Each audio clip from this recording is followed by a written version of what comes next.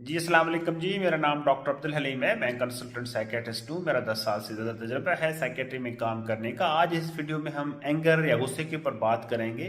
गुस्सा लोगों को बहुत ज़्यादा आता है, जिसकी वजह से उनकी जो लाइफ होती है और दूसरों की लाइफ होती है, जो उनके साथ रहते हैं, उनकी लाइफ ख़राब हो जाती है। गुस्सा बेसिकली दो किस्म की गुस्से होते हैं। एक तो जिसमें साइकोसिस हो, दिमाग के जो केमिकल्स होते हैं वो ख़राब हो जाएं, वो नशे की वजह से भी हो सकते हैं, किसी नफसियाती बीमारी की वजह से भी हो सकते हैं। तो उनको बेचारों को पता नहीं चलता, उनकी केमिकल्स ख़राब होते हैं, वो गुस्सा करते हैं, अपने ऊपर भी करते हैं, लोगों के ऊपर भी करते हैं, तोड़ फोड़ भी करते हैं।